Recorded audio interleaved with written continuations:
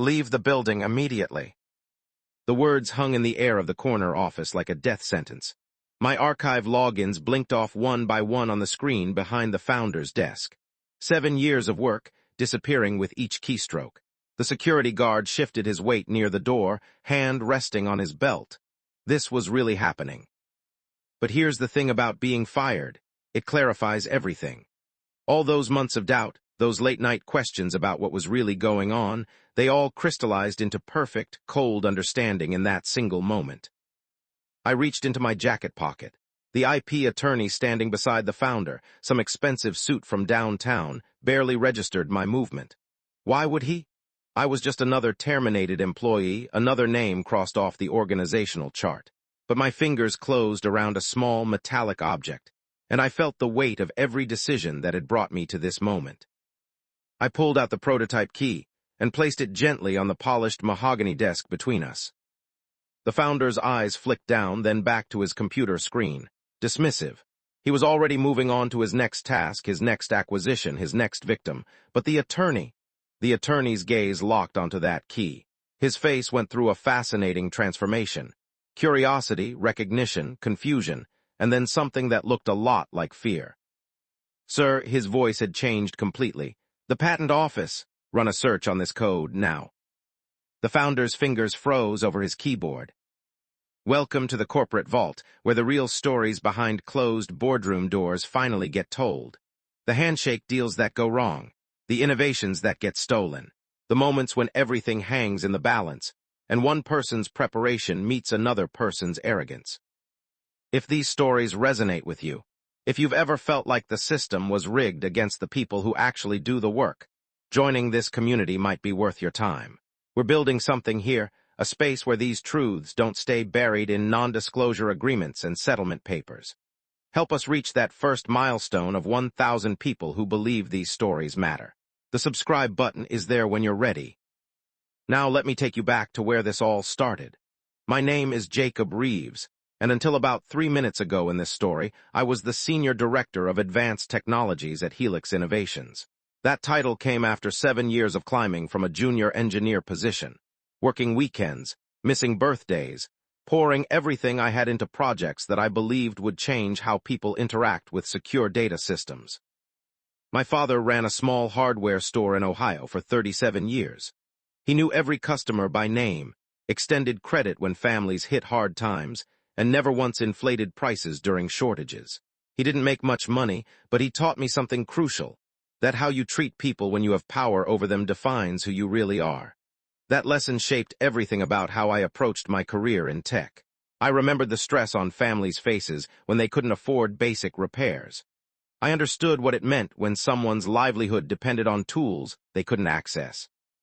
That empathy, that understanding of real-world impact, it's what drove my work on the secure access protocol that would eventually become the prototype key now sitting on that desk.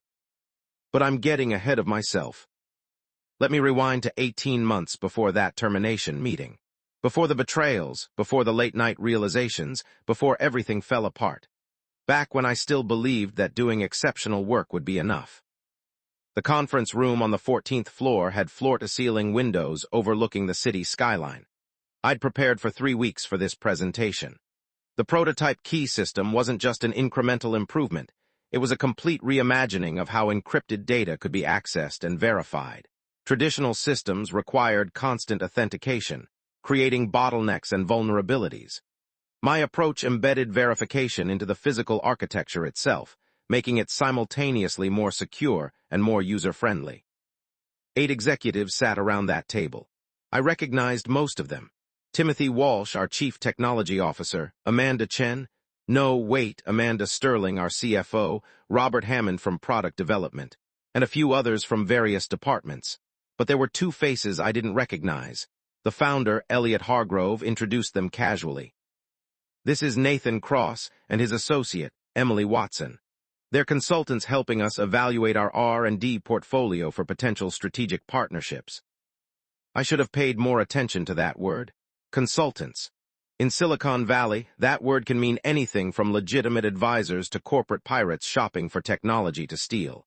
But I was young enough, idealistic enough to take it at face value. The presentation went flawlessly. I walked them through the technical architecture, the security advantages, the potential applications across industries.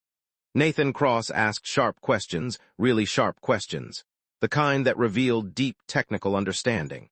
At the time, I was impressed. I thought I was finally being taken seriously by people who understood the magnitude of what I'd created. "How much of this is documented?" Nathan asked, leaning forward. "Every iteration," I replied. "Complete documentation from initial concept through current prototype. It's all in the secure archive system." Emily Watson made a note on her tablet. "And the core algorithm, is that proprietary to Helix, or did you build on existing open-source frameworks?" "Entirely original," I said, not without some pride. "The mathematical approach is novel. I actually consulted with Dr. Raymond Pierce at MIT to verify that no prior work covered this methodology. He confirmed it was genuinely new territory." Timothy Walsh nodded approvingly. "Jacob's been meticulous about the intellectual property trail. Everything's clean." If I'd been more experienced, I would have noticed the glance between Nathan and Emily at that moment. I would have recognized the predatory gleam in their eyes. But I was too busy basking in the validation from my CTO, too focused on finally getting recognition for years of work. The meeting ended with handshakes and compliments. Elliot Hargrove himself clapped me on the shoulder. "Exceptional work, Jacob. This could be transformative for the company." I walked back to my office feeling like I'd finally arrived. 7 years of proving myself, and now the founder knew my name, knew what I could do. I called my father that night, told him about the presentation. I could hear the smile in his voice. "Just remember, son, it's not about impressing powerful people. It's about whether what you're building actually helps folks." "I know, Dad, this one will, it really will." 3 weeks later, Nathan Cross and Emily Watson were gone. No announcement, no follow-up meeting. When I asked Timothy Walsh about the strategic partnerships they'd been evaluating, he seemed confused. "What partnerships?" They were just doing some general assessment work for Elliot. Probably decided we weren't a good fit for whatever they had in mind. The first warning sign came 6 months after that presentation. I'd been working on refinements to the prototype, preparing for what I assumed would be the next phase, actual production development. My team had grown to 4 people. 2 junior engineers, Stephanie Park and Oliver Thornton, and a security specialist named Carlos Mendez. We were making excellent progress. Then the budget cuts happened. "It's just temporary," Timothy explained in our one-on-one meeting. "The board wants to see more immediate revenue generators. The prototype key project is being moved to maintenance mode." "Maintenance mode? We're 6 months from a market-ready product." "I know, I fought for it, but Elliot has other priorities right now." Timothy looked uncomfortable, which wasn't like him. "Keep the documentation current and the prototype functional. When the budget opens up, we'll restart full development." Stephanie and Oliver were reassigned to other projects. Carlos took a position at a competitor, a smart move, in retrospect. That left me alone with a revolutionary technology that was apparently no longer a priority. I should have been angrier. Instead, I doubled down. I used the reduced pressure to refine the core architecture even further to document everything with meticulous precision. Those 6 months of maintenance mode actually produced some of my best work.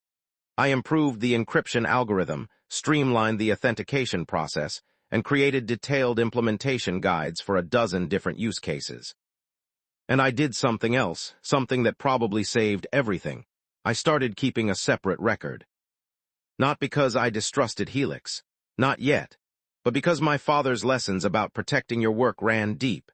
He'd once helped a customer patent a tool modification, made sure the guy's name was on the paperwork even though he could have claimed it for the store. "Always make sure credit goes where it's due, Jacob. Paper trail matters."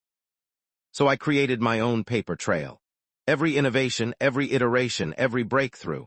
I documented it with timestamps, with my personal notes, with the kind of detailed record that could prove origin and authorship. I stored it outside the company servers in encrypted personal archives, just in case. That just in case became everything. Around month 9 of the maintenance mode limbo, something strange started happening. I'd come into work and find my project files accessed overnight. Nothing deleted, nothing obviously changed, but the access logs showed activity during hours when I definitely wasn't working. When I asked it about it, they seemed unconcerned. Probably automated backup systems, nothing to worry about. But it happened again, and again, always between 2 and 4 a.m. Always the core technical files, the algorithm specifications, the implementation code, the security architecture. I started checking the logs obsessively. Then I started noticing patterns in who was accessing them. The account credentials were masked, but the digital fingerprints pointed to executive-level access. Someone high up in the company was very interested in my dormant project. At month 11, Timothy Walsh called me into his office. He looked like he hadn't slept in days. "Jacob, I need to ask you something, and I need you to be completely honest with me." "Of course." "Did you share any of the prototype key documentation with outside parties? Consultants, advisors, anyone?" "No, why?" He pulled up something on his screen, turned it to face me. It was a patent application filing. The technology described was unmistakably based on my work, the core concepts, the security approach, even some of the specific implementation details. But the company filing it wasn't Helix Innovations. It was Crosswave Technologies, founded by Nathan Cross and Emily Watson. The feeling that washed over me wasn't quite anger. It was more like ice water in my veins, a crystalline clarity that cut through every assumption I'd been making about how the corporate world worked. "When was this filed?" I asked. 4 months ago. We only caught it because our IP monitoring service flagged similar technology in the patent databases. Timothy rubbed his face. "Jacob, this is bad if they filed first." "They didn't." The words came out with absolute certainty. "How do you know?" "Because I filed first, 16 months ago. Provisional patent application, then full application at month 12, all in my name." Timothy's expression went through several rapid changes. "You filed personally, not through Helix." "The project was my own time initially. I developed the core concept during evenings and weekends before I ever proposed it as a company project. I was careful about that. I filed the patent to protect the work, then offered Helix exclusive licensing rights when I presented it to the executive team." "Does anyone else know about this?" That was the question that mattered, wasn't it? I thought about those late-night file accesses, about Nathan Cross's very specific questions, about the sudden budget cuts that had conveniently frozen my project right after external consultants had gotten a detailed look at it. I think some people suspected. I think that's exactly what they were looking for in my files. Timothy stood up, paced to the window. "You need to talk to our legal department today. If you have prior filing, that changes everything. But Jacob," he turned back to me, "this is going to get ugly. Crosswave isn't some startup. I did some digging after we found the filing. They've got serious backing. Venture capital, strategic investors, the works. And if they filed a patent application knowing about your prior work, that's fraud. That's a lawsuit that could take years and cost millions. Are you prepared for that?" Was I? I thought about my father's hardware store, about the one time he'd had to take a supplier to small claims court over defective inventory. It had stressed him for months, even though he won. This wouldn't be small claims court. This would be full-contact corporate warfare. "I'm prepared to protect my work," I said. "Beyond that, I'll figure it out." The meeting with Helix's legal department happened 2 days later. The lead corporate attorney, Frank Morrison, listened to my explanation with increasing concern. "Let me make sure I understand. You filed the patent personally, then offered Helix licensing rights, but that licensing agreement was never formalized in writing." "We had verbal agreements. Timothy and the executive team understood the arrangement." Frank's expression told me exactly how much verbal agreements were worth in this situation. "Do you have any documentation of those discussions?" "Email exchanges, meeting notes. The project was approved through official channels, so there's a paper trail of company resources being allocated to develop technology I owned." "That's something, at least. But Jacob, here's the situation. Helix doesn't technically have a legal stake in your patent, which means we can't represent you in action against Crosswave. This is your fight, not the company's." The implication hung heavy in the room. I'd created this breakthrough while working for Helix, using some company resources with their knowledge and tacit approval. But because we'd never formalized the licensing agreement, I couldn't count on their support in defending it. "However," Frank continued, I can tell you off the record that you need to engage a patent attorney immediately, someone who specializes in IP theft cases. This has all the hallmarks of corporate espionage, consultants gaining access under false pretenses, stealing technical details, filing a competing patent. If you can prove prior invention and filing, you have a case, but it needs to be handled properly. He slid a business card across the table. Amy Nakamura. She's the best in the field and she's handled cases against major corporations before. Tell her I sent you. Amy Nakamura's office was in a sleek downtown building, all glass and steel and expensive art on the walls. She was younger than I expected, maybe 40, with sharp eyes that seemed to catalog every detail as I explained the situation. Do you have your filing receipts from the patent office? She asked. I did. I had everything. Initial provisional application dated 16 months ago, full application at 12 months, all correspondence with the patent office, all documentation of my development process. Amy reviewed the materials for 20 minutes without speaking. Finally, she looked up. This is a strong case. Your filing date predates theirs by a year, your documentation is thorough, and the connection between their patent application and your presentation to those consultants establishes a clear trail of theft. She paused. But you need to understand what you're up against. Crosswave has funding. They'll drag this out, rack up legal costs, try to force you into settlement. Fighting this properly could cost $200,000, maybe more. My annual salary at Helix was $95,000. I had some savings, but nothing close to that amount. What if I don't fight it? They get the patent. Your work becomes theirs. They could potentially even sue you for infringement if you try to use your own invention. Amy's expression softened slightly. I've seen this before, Jacob. Large organizations steal from individual inventors all the time. Most people can't afford to fight back, so the theft stands. Is that acceptable to you?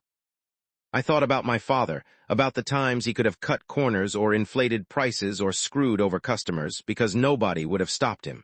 He never did. Not because it was profitable, but because it was right. No, it's not acceptable. Then we fight. I'll work out a payment plan, and we'll explore options for litigation funding if necessary. But I need you to be prepared for this to consume your life for the next year, maybe longer. What I wasn't prepared for was how quickly Helix would turn against me. The first sign came a week after I engaged Amy. I was called into a meeting with HR and a company attorney I'd never met before. The subject, potential conflict of interest. It's come to our attention that you're pursuing legal action related to technology developed during your employment at Helix, the attorney said. This creates complicated questions about ownership and company interest. The technology was developed on my own time, filed under my own name, with the understanding that Helix would have licensing rights. That understanding was never formalized, which means from the company's perspective, you were working on a personal project while employed here. That's a violation of your employment agreement. I'd read my employment agreement when I signed it 7 years ago. It had standard language about company ownership of inventions developed using company resources. But I hadn't used company resources for the initial development. I'd been careful about that. The initial concept and core technology were developed before I ever proposed it as a company project, I said. I have timestamped documentation proving that. Nevertheless, the executive team has decided that, given the legal uncertainty, it's best to suspend your access to active projects pending resolution of the IP questions. Suspended, not fired, not yet, but removed from meaningful work. It was a holding pattern, and I couldn't figure out why. If they wanted me gone, why not just terminate me? The answer became clear 2 months later when Crosswave's attorney sent a cease and desist letter, not to me, but to Helix Innovations. The cease and desist claimed that Helix was unlawfully using Crosswave's proprietary technology that was, of course, my invention that they'd stolen. The letter demanded that Helix stop all development related to secure access protocols and destroy any related documentation. It was a power move and a clever one. Suddenly, my former project wasn't just my personal problem, it was a direct threat to Helix, and I was the connection point. The executive team called an emergency meeting. I wasn't invited, but Timothy filled me in afterward. They want to settle with Crosswave, just hand over everything and walk away. They're settling a case about technology they don't even own. That's the problem. They're arguing that because you developed it while employed here, they have partial ownership, which means they can negotiate a settlement that includes handing over your work. Timothy looked miserable. Jacob, I tried to fight this. I told them you had prior filing that this was clearly theft, but Elliot has a different agenda. What agenda? I think he's been in talks with Crosswave from the beginning. I think those consultants were his connection. He gives them access to your work, they file the patent, then they use that patent to pressure Helix into a settlement that probably includes some kind of merger or acquisition. Timothy's voice dropped. I think you were the product being sold, Jacob. You just didn't know it. The full picture snapped into focus. The presentation to consultants. The convenient budget cuts that isolated me. The overnight file accesses. The lack of legal support from the company. Every piece had been orchestrated to separate me from my invention, while creating legal ambiguity about ownership. I need to talk to Amy, I said. Be careful, Elliot's playing a different game than you think, and he doesn't lose. Amy's response to the new developments was immediate and aggressive. She filed a motion to intervene in any settlement discussions, asserting my ownership rights. She also accelerated our case against Crosswave, pushing for an expedited hearing on the patent priority question. That's when things got personal. I started receiving emails from Crosswave's legal team, offering to settle. Recognize our patent filing, accept a small royalty percentage, and avoid years of costly litigation. Then the offers got more aggressive. Continue this frivolous challenge, and face countersuits for filing interference and defamation. Simultaneously, my position at Helix became increasingly untenable. Projects I'd worked on for years were reassigned without explanation. Meetings I'd normally attend happened without me being invited. My badge access to certain floors was quietly revoked. I wasn't just being edged out, I was being erased. The final piece fell into place when I received an email from an address I didn't recognize. The subject line read, "You should know what you're really fighting." Inside was a single attachment, an investment memorandum from a venture capital firm to Crosswave Technologies. It outlined their funding strategy, their patent acquisition plans, and their target markets. Buried on page 12 was a section titled, Strategic Technology Acquisition. It described, in detail, the plan to identify promising technologies at under-resourced companies, gain access through consulting arrangements, file competing patents, then pressure the original companies into settlements. My prototype key project was listed specifically, along with a note. Sourced through arrangement with E. Hargrove, Helix Innovations. Compensation structured as equity stake in Crosswave post-acquisition. Elliot Hargrove, the founder of Helix, the man who'd shaken my hand and praised my work, had sold my invention to corporate thieves in exchange for a piece of their company. I forwarded the document to Amy. This changes everything, Amy said when we met the next morning. This is direct evidence of fraud and conspiracy, not just patent theft, actual criminal conspiracy to defraud you of your intellectual property. Can we use it in court? We'll have to verify its authenticity, but if it's legitimate, this could end the case before it really starts. Crosswave and Hargrove would face criminal exposure. They'd settle to make this go away. I don't want a settlement, I want my patent. Amy studied me for a long moment. Most people in your position would take the money and walk away. Why not you? I thought about how to explain it. About my father and his hardware store and the customers who depended on him. About doing work that mattered, not for profit but for purpose. About the principle that you don't let thieves win just because fighting is hard. Because if they can do this to me, they're doing it to other people. Other inventors who did the work, who created something real, and who got robbed by people with better lawyers and more connections. I have a chance to fight back. Most people don't even get that. All right then, we fight. The next 3 months were a blur of depositions, document production, and legal maneuvering. Amy filed an expanded complaint that included Elliot Hargrove personally and added claims of fraud, conspiracy, and racketeering. Crosswave's legal team fought back hard, filing motion after motion to dismiss, to delay, to complicate. But the evidence was damning. The investment memorandum, once authenticated by a forensic digital analyst, proved the conspiracy. The patent office filing dates proved my priority. The documentation trail proved my authorship. Crosswave's attorney reached out to discuss settlement. Amy and I met with them in a conference room that probably cost more per hour than I made in a day. "We're prepared to offer a substantial licensing fee," their lead counsel said. "7 figures plus ongoing royalties. You keep your patent, we get non-exclusive rights. Everyone walks away satisfied." 7 figures, enough to change my life. Enough to make all the stress and uncertainty disappear. "No," I said. The attorney blinked. "I'm sorry. You stole my work. You conspired with my employer to steal my work. I'm not licensing it to you. I'm not giving you any rights to it. You get nothing." "Mr. Reeves, be reasonable. This is a generous offer." "What would be reasonable is you withdrawing your fraudulent patent application, issuing a public statement acknowledging the theft, and paying damages for the year of my life you've stolen with this case." Amy, to her credit, didn't even flinch. She just opened her folder and slid a document across the table. "Our counteroffer, non-negotiable." The attorney reviewed it, his expression darkening.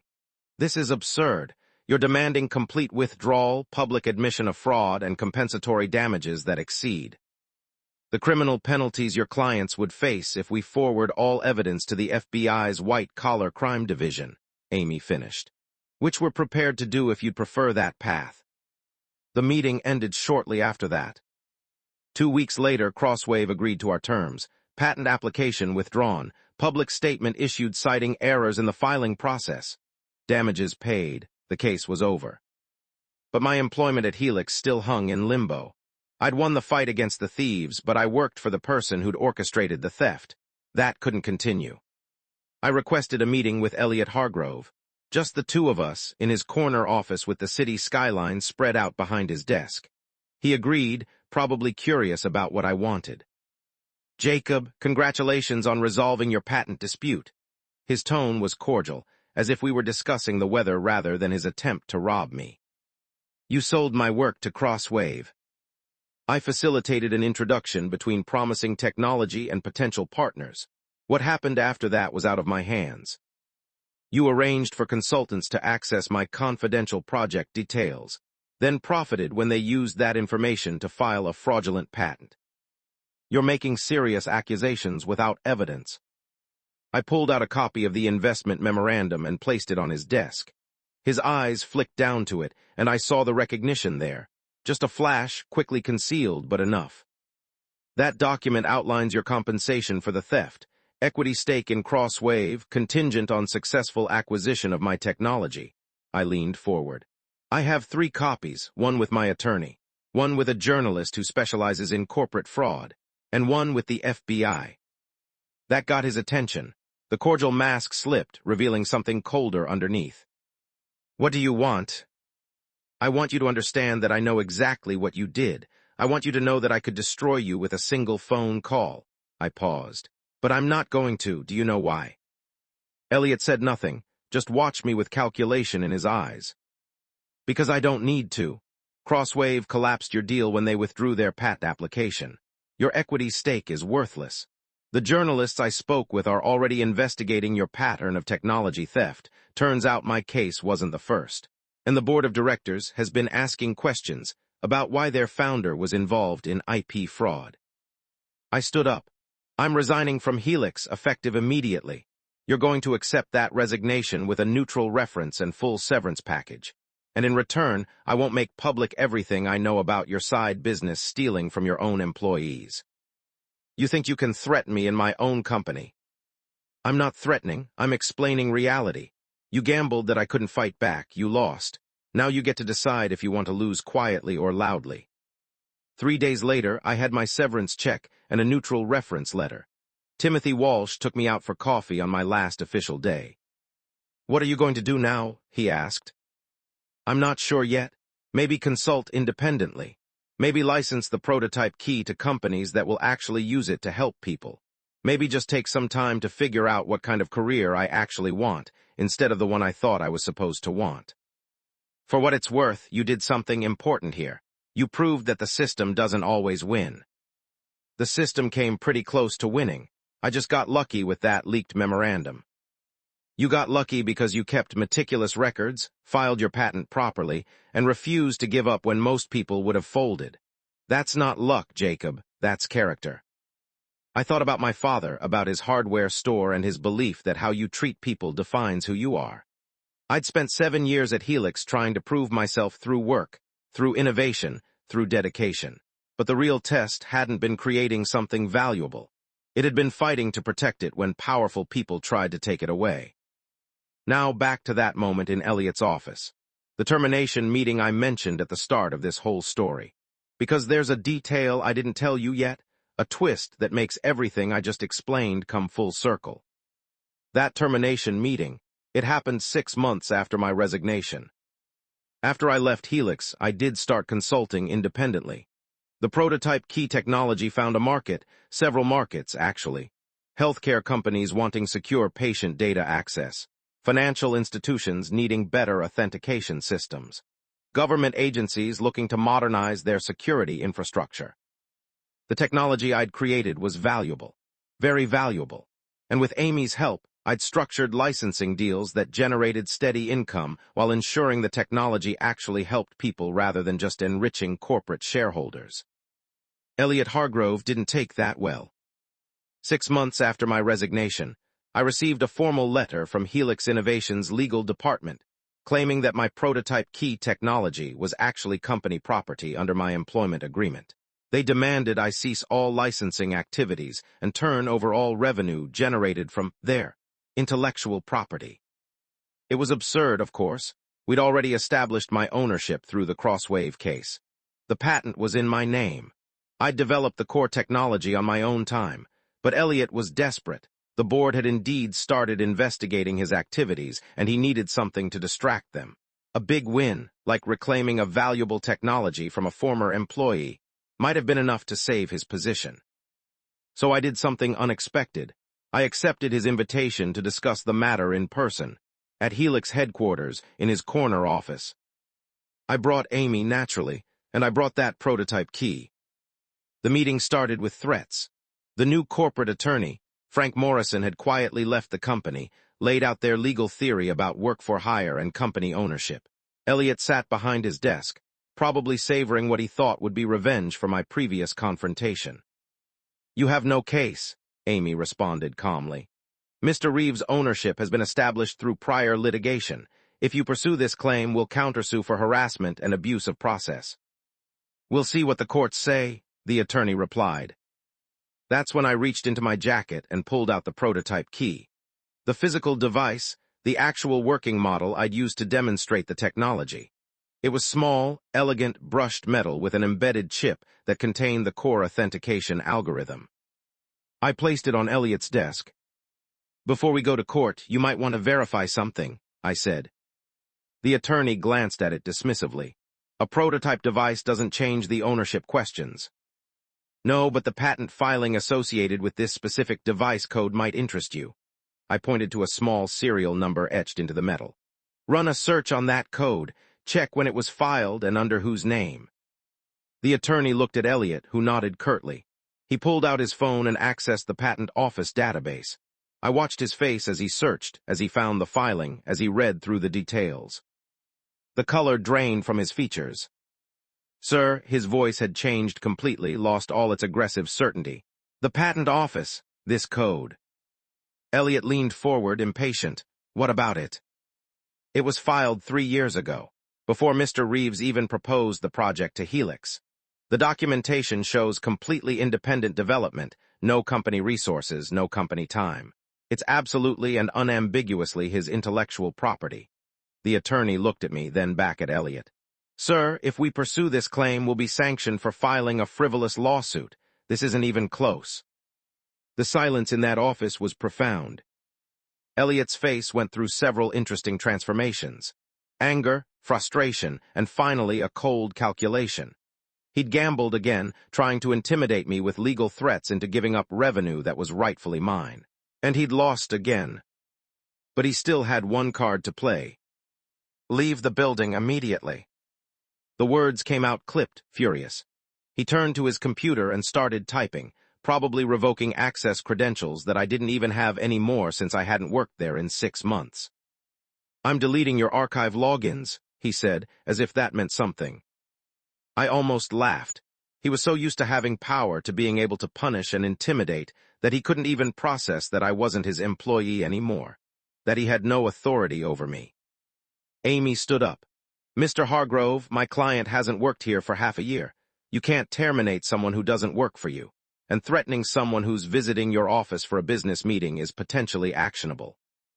But I had one more move to make, one more piece of evidence to put on the table. I calmly handed the prototype key to the IP attorney beside Elliot. Not aggressively, not dramatically.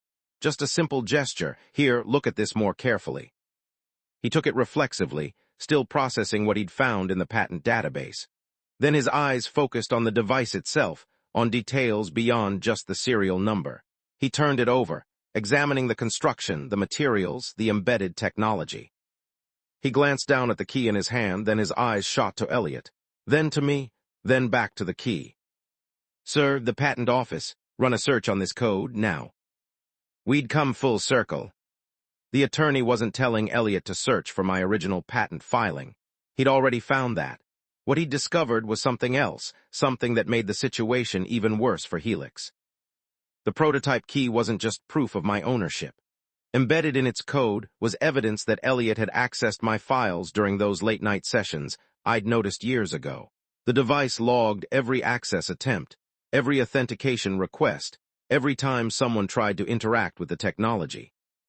And it showed, in detailed time-stamped records, exactly when Elliot had copied my files to send to Nathan Cross and Emily Watson.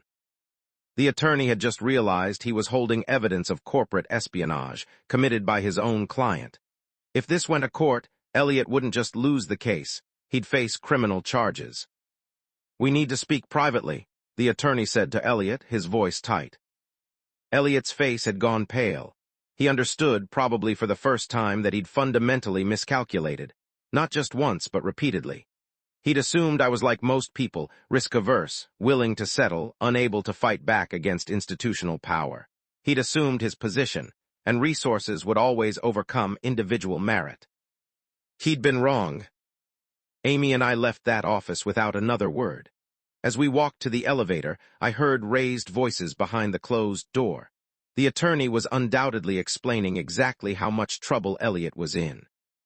3 weeks later, Elliot Hargrove resigned from Helix Innovations. The official statement cited pursuing other opportunities, but the business press reported rumors of board dissatisfaction and internal investigations. The company underwent a significant restructuring. Timothy Walsh became the interim CEO. His first act was issuing a public apology to me and implementing new policies protecting employee intellectual property rights. Nathan Cross and Emily Watson's company, Crosswave Technologies, quietly dissolved after their venture capital funding evaporated in the wake of the patent fraud scandal. And me, I continued building my independent consulting practice, licensing the prototype key technology to organizations that would use it responsibly. The revenue wasn't Fortune 500 executive money, but it was enough to live well and, more importantly, to do work that mattered. My father called after he read about the case in a business journal article about patent theft and individual inventors fighting back. "You could have settled early on," he said. "Taken the money, avoided the stress. Why didn't you?" "You taught me that how you treat people when you have power over them defines who you are," I replied. "But I learned something else through this. How you respond when powerful people try to take advantage of you defines who you are too. I couldn't let them win. Not because of the money or the recognition, but because it was wrong.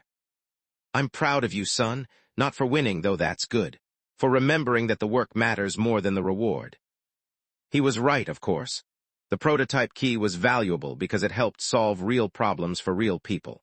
The fight to protect it wasn't about pride or revenge. It was about ensuring that the technology could be used as intended, rather than being locked up in corporate portfolios or exploited by people who'd stolen it. 6 months after that final confrontation in Elliot's office, I received an unexpected letter. It was from a junior engineer at a mid-sized tech company, someone I'd never met. She'd read about my case and wanted advice.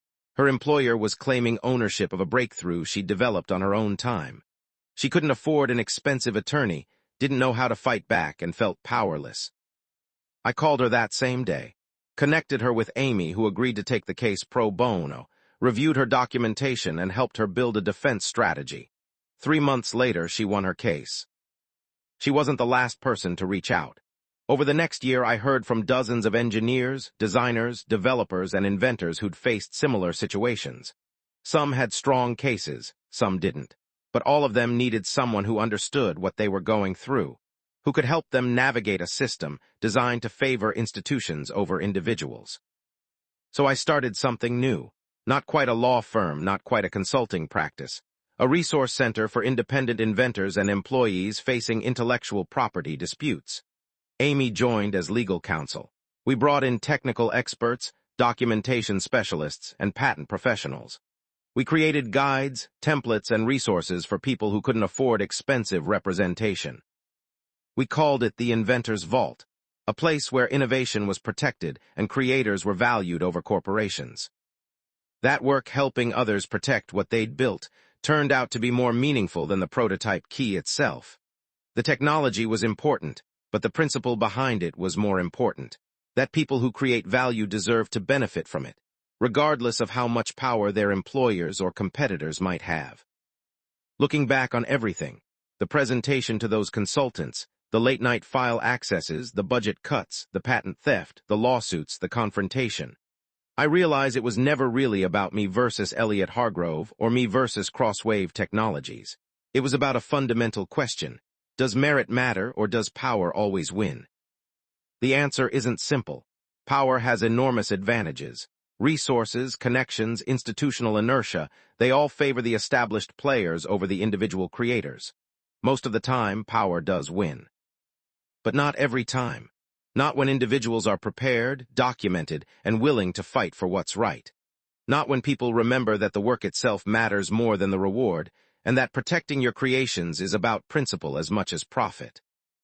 That prototype key sitting on Elliot's desk, that small piece of metal and code, represented years of work and innovation. But it also represented a choice. Accept that powerful people could take what they wanted or fight back even when the odds seemed impossible. I chose to fight, and in doing so I learned that sometimes the system doesn't win. Sometimes, if you're meticulous enough, determined enough, and principled enough, you can beat players who thought they were untouchable. That's the real story here. Not that I won a legal case or protected a patent, but that when given the choice between accepting injustice and fighting for what was right, I fought. And so can anyone else in a similar situation, if they're willing to keep careful records, stand on principle, and refuse to accept that power automatically trumps merit. The corporate vault exists to tell these stories because they matter. They matter to the junior engineer who's wondering if fighting back is possible.